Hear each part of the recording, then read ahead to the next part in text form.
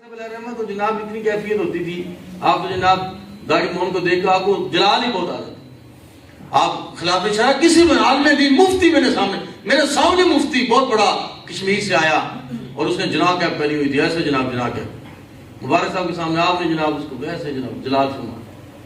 آپ نے فرمایا یہ جناب کی سنت اپنائی ہے، اپنے نبی کی سنت کیوں نہیں اپناتے؟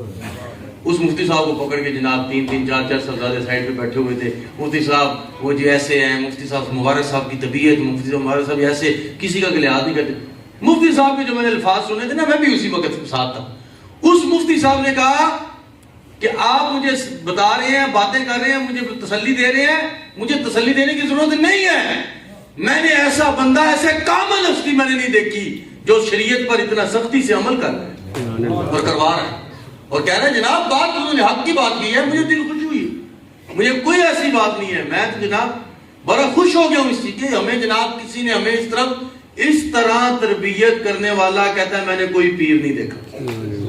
تو اسی لیے وہ ہستیاں اور آگے تراشے ہوئے ہیرے اور آگے جناب نظام، یہ خانقاہیں، یہ زمین جناب غیر آباد زمین پہ جناب مسجد بنی ہوئی ہے، اللہ کا ذکر ہو رہا ہے. یہ زمین بھی خوش قسمت ہے.